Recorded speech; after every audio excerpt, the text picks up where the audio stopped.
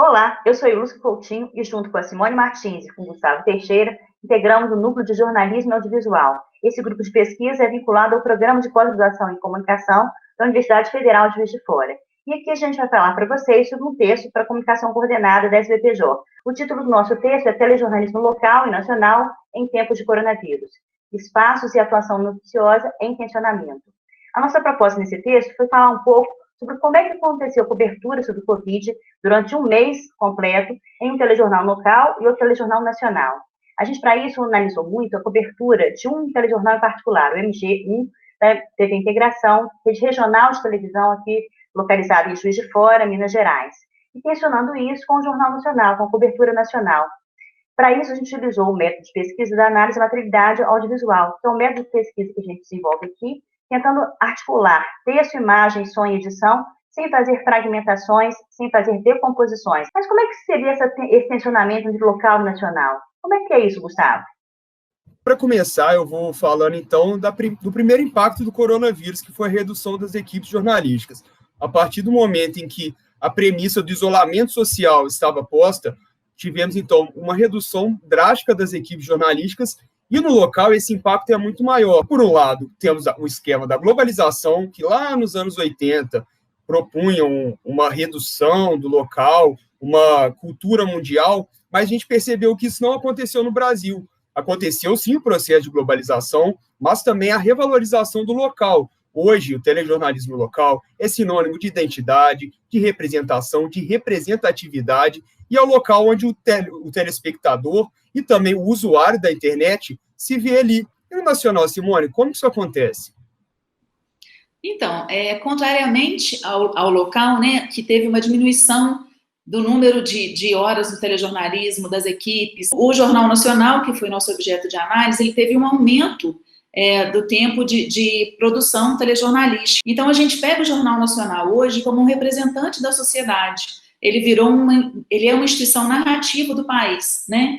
Ele se torna um lugar de referência, e esse lugar de referência ele foi intensificado durante a cobertura da Covid-19.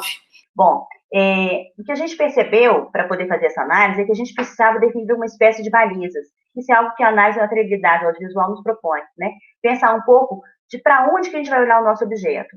A gente costuma dizer que a gente tem, primeiro, que construir uma espécie de paratexto, que é um momento de articular as teorias. Gustavo apresentou um pouco das reflexões, a Simone também apresentou outras reflexões, e a gente tem que falar para vocês também de outros dois parâmetros importantes para a gente analisar o telejornal, que foram a perspectiva da dramaturgia do telejornalismo, que é o entendimento de como que o telejornal se apresenta na tela como um drama cotidiano, também uma perspectiva teórica bem relevante, que a gente tem discutido aqui no campo da rede de pesquisadores Telejor, a partir do Alfredo Viseu, mas sobretudo também a partir do trabalho do Laerte Cerqueira, né, que é a perspectiva da pedagogia, né, um olhar pedagógico do telejornalismo. A partir daí, a gente construiu os nossos eixos de investigação e nossos eixos de análise, né. Nossos eixos de análise que foram primeiro compreender quais eram os passos do tema, se era local, nacional, e como é que esse local nacional se apresentava na tela. Como é que eram os personagens colocados em cena.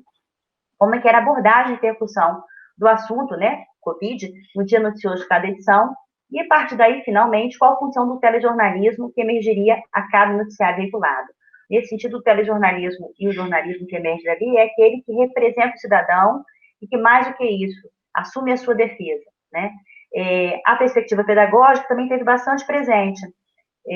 Houve um momento em que o telejornal, inclusive o JN, nos recomendou que tivéssemos calma, que respirássemos, né? Então, esse olhar pedagógico esteve muito presente também, né, Simone? Sim. A verdade é que o script do Jornal Nacional, por exemplo, ele seguiu uma rotina, né? Ele começava apresentando o número de casos no país e depois mostrava o panorama no mundo. E aí a gente viu que quanto mais a gente tem um aumento de casos, mais conhecimento a gente passa a ter também do vírus. Porque a primeira abordagem que o Jornal Nacional dá, por exemplo, é uma abordagem basicamente informativa. E aí, quanto mais aumentava o número de casos, a cobertura também se ampliava. Aconteceu da mesma forma no local, Gustavo? No local, até por conta das reduções das equipes, mudou um pouco a forma de dramatizar o telejornal, que é algo tão marcante, tão presente no local. Como as equipes estavam menos na rua, o vivo ganhou muito destaque. O vivo passou a ser, então, a principal forma do telejornalismo se comunicar com o cidadão através das autoridades, dos especialistas. Mas isso não vai acontecer desde o início, não. Isso vai acontecendo de acordo com que o estado de Minas Gerais, e mais especificamente a região da Zona da Mata Mineira, vai sendo afetado pelo coronavírus.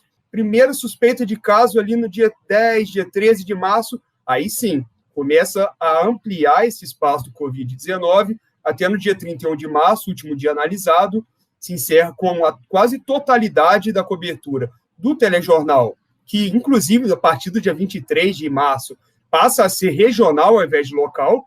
Por conta desse movimento todo, a Covid dispara na questão da agenda noticiosa e na questão da credibilidade.